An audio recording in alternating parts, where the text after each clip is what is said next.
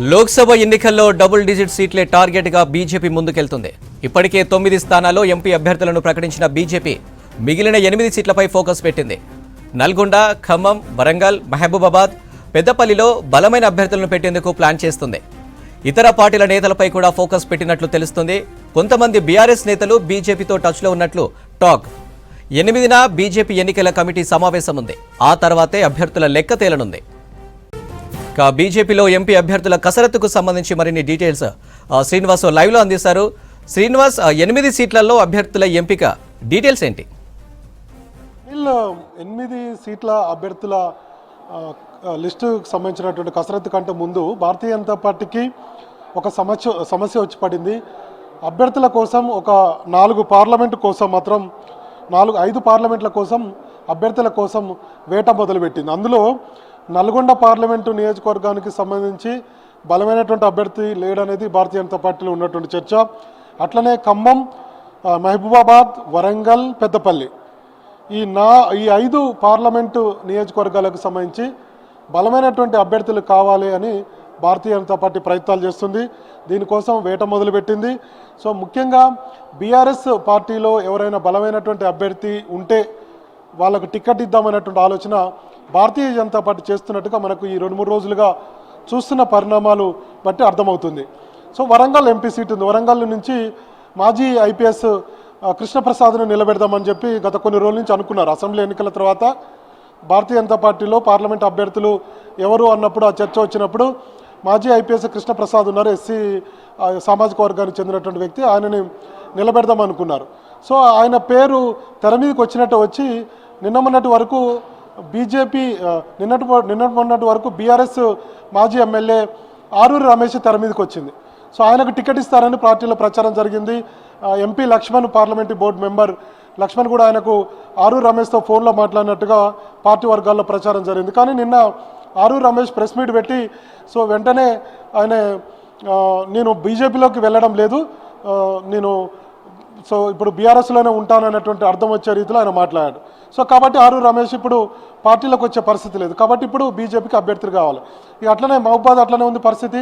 మరోవైపు ఖమ్మం కూడా అట్లనే ఉంది. ఇంకొక వైపు ఖమ్మం, తర్వాత నల్గొండ, ఇట్లా ఒక 5 పెద్దపల్లి కూడా అదే పరిస్థితి నెలకొన్నది.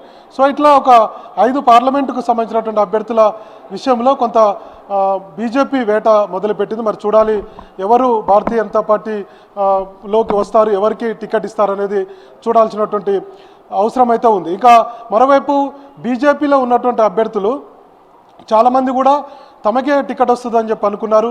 కానీ ఆ పరిస్థితి చాలామంది సీనియర్ నేతల్లో కనపడడం లేదు.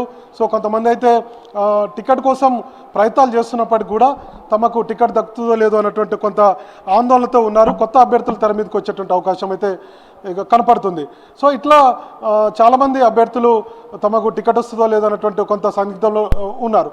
ఇక బీఆర్ఎస్ నుంచి ఇందాక మనం చెప్పినట్టుగా 5 పార్లమెంటు సీట్ల కోసం మాత్రం బీఆర్ఎస్ నుంచి తీసుకునేటువంటి అవకాశాలు ఉన్నాయనేది పార్టీలో జరుగుతున్నటువంటి చర్చ. కాబట్టి ఈ 5 పార్లమెంటు సీట్లకు సంబంధించి అభ్యర్థుల కొరత అయితే ఉంది. ఇప్పటివరకు భారతీయ జనతా పార్టీ జాతీయ నేతలు ఎవరు వచ్చినా, రాష్ట్ర నేతలు వచ్చినా ఖచ్చితంగా డబల్ డిజిట్ సీట్లను గెలవబోతున్నాం. సో మెజారిటీ సీట్లను భారతీయ జనతా పార్టీ గెలుస్తుంది. 30% మేర ఓట్లతోటి దాదాపుగా 10 నుంచి 12 సీట్లు భారతీయ జనతా పార్టీ గెలవబోతుంది అన్నట్టు ప్రతి నాయకుడు ఇక్కడికి తెలంగాణకు వచ్చినప్పుడు చెప్తున్నారు. రాష్ట్ర నేతలు కూడా ఈ అంశాన్ని ప్రస్తావిస్తున్నారు. కానీ అభ్యర్థుల కొరత మాత్రం 5 పార్లమెంటు నియోజకవర్గాలకు భారతీయ జనతా పార్టీకి ఉంది. ఇప్పటివరకు 9 టికెట్లు ప్రకటించింది, 8 టికెట్లు పెండింగ్లో ఉన్నప్పటికీ కూడా సో మెయిన్గా 5 పార్లమెంటు నియోజకవర్గాలకు సంబంధించినటువంటి బలమైన అభ్యర్థులు లేరు అనేది పార్టీలో జరుగుతున్నటువంటి చర్చ. మరి బీఆర్ఎస్ అభ్యర్థుల కోసం ఇందాక మనం చెప్పినట్టుగా వేట అయితే మొదలుపెట్టారు. ఎవరు వస్తారు ఏందనేది మనకు 2-3 రోజుల్లో తెలిసేటువంటి అవకాశం ఉంది. ఎందుకంటే 8వ తారీఖున ఇప్పుడు ఢిల్లీలో బీజేపీ ఎన్నికల కమిటీ సమావేశం ఉంది. సో ఆ కమిటీ సమావేశం తర్వాత ఎవరికి టికెట్ ఇస్తారు ఏంటనేది 9వ తారీఖు 10వ తారీఖు అభ్యర్థుల ప్రకటన అయితే ఉంటుంది. కానీ 8వ తారీఖు లేదంటే 9వ తారీఖు కల్లా ఎవరెవరు అభ్యర్థులు ఖరారయ్యేటువంటి అవకాశం ఉందనేది ఒక క్లారిటీ వచ్చేటువంటి అవకాశాలు అయితే కనపడుతున్నాయి. సో మొత్తానికి భారతీయ జనతా పార్టీ చెప్పుడేమో ఖచ్చితంగా 10 నుంచి 12 సీట్లకు వెళ్తామని చెప్పుకుంటూ వస్తుంది. గతంలో కంటే ఎక్కువగా మాకు మెజారిటీ సీట్లు గెలుస్తాము, మోడీ మోడీకి ఉన్నటువంటి పాపులారిటీ కావచ్చు, లేదంటే రామ జన్మభూమి విషయం కావచ్చు, ఇతర కేంద్ర ప్రభుత్వ సంక్షేమ కార్యక్రమాలు కావచ్చు, మోడీ తీసుకున్నటువంటి నిర్ణయాలు కావచ్చు, ఈ 10 ఏళ్లలో చేపట్టినటువంటి అభివృద్ధి కార్యక్రమాలు కావచ్చు, ఇవన్నీ మాకు వర్కౌట్ అయితే ప్రజలంతా కూడా భారతీయ జనతా పార్టీ వైపే చూస్తున్నారు అనేది బీజేపీ నేతలు చెప్తున్నారు ఒకవైపు. కానీ సో గ్రౌండ్ లెవెల్లో చూస్తే కనుక ఇందాక మనం చెప్పినట్టుగా ఖమ్మం, నల్గొండ, తర్వాత పెద్దపల్లి, మహబూబాద్ ఇట్లాంటి పార్లమెంటు నియోజకవర్గాలకు సంబంధించినటువంటి పరిస్థితి గ్రౌండ్లో చూస్తే కనుక బలమైనటువంటి అభ్యర్థులు లేరు అనేటువంటి అభిప్రాయంతో బీజేపీలో చర్చ అయితే జరుగుతుంది. సో మరి ఎట్లాంటి నిర్ణయం తీసుకోబోతుంది బీజేపీ అనేది చూడాల్సినటువంటి అవసరం ఉంది. బీఆర్ఎస్ నేతలతోటి ఇప్పటికే కొంతమందితో టచ్లోకి వెళ్ళినట్టుగా పార్టీలో అయితే ప్రచారం జరుగుతుంది, కానీ ఒక్కరు కూడా వచ్చినట్టుగా లేదు. ఇప్పటివరకు అయితే 2 సిట్టింగ్ ఎంపీలు భారతీయ జనతా పార్టీలో జాయిన్ అయ్యారు. ఒకటి నాగర్ కర్నూలు సిట్టింగ్ ఎంపీ రాములు భారతీయ జనతా పార్టీలో జాయిన్ అయ్యారు. మరోవైపు జహీరాబాద్ నుంచి పార్టీలు కూడా జాయిన్ అయ్యారు, ఆయనకు సీటు కూడా ఇచ్చారు. సో ఇప్పుడు మిగతా పార్లమెంటు ఇందాక మనం చెప్పినటువంటి 5 పార్లమెంటు నియోజకవర్గాలకు సంబంధించి ఎవరికి బీఆర్ఎస్ నుంచి ఎవరిని తీసుకురాబోతున్నారు అనేది కూడా ఒక చర్చ జరుగుతుంది. సో మొత్తానికి 8వ తారీఖున జరిగే బీజేపీ ఎన్నికల కమిటీ సమావేశం తర్వాత దీని మీద ఒక క్లారిటీ వస్తే అవకాశం ఉంది. ఇప్పటివరకు అయితే కొంత సీక్రెట్గా ఈ అంశాన్ని పెడుతున్నారు. కొంతమంది బీఆర్ఎస్కు సంబంధించినటువంటి నేతలు బీజేపీలోకి రాబోతున్నారు. సో ఈ విషయం మీద ఇప్పటికే చర్చలు జరుగుతున్నాయి అంటున్నారు, కానీ పార్టీలో మాత్రం ఎవరెవరు వస్తున్నారు అనేది మాత్రం చెప్పడం లేదు. అది కొంత సీక్రెట్గా అయితే ఉంచుతున్నారు. ఒకవేళ అదే జరిగితే కొంత బీజేపీకి లాభమైనటువంటి ఆలోచనలతోటి బీజేపీ రాష్ట్ర నేతలు ఉన్నారు. మరి చూడాలి, ఈ 2-3 రోజుల్లో దీని మీద ఒక క్లారిటీ అయితే వచ్చేటువంటి అవకాశం ఉంది. ఇక మిగతా సీట్ల విషయానికి వస్తే మెదక్లో కూడా పెద్ద ఎత్తున చర్చ జరుగుతుంది. రఘునందన్ రావు వర్సెస్ గోదావరి అంజిరెడ్డి పేరును ఈ మధ్యనే తెర మీదకి తీసుకొచ్చారంటున్నారు.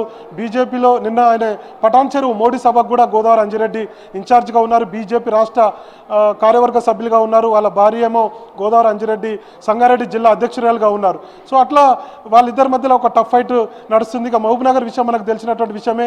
మహబూబ్ నగర్ కూడా అటు డీకేఆర్న శాంతికుమార్, జితేందర్ రెడ్డి మధ్య పోటీ నడుస్తుంది. మరి అక్కడ ఎవరికి టికెట్ ఇస్తారనేది మనకు 8వ తారీఖు లేదా 9వ తారీఖున ఒక క్లారిటీ అయితే వచ్చేటువంటి అవకాశం ఉంది. బీజేపీలో ఈ 8 టికెట్ల విషయం మీద పెద్ద ఎత్తున చర్చ జరుగుతుంది. ఆశావాహులు తీవ్రంగా ప్రయత్నాలు అయితే చేసుకుంటున్నారు.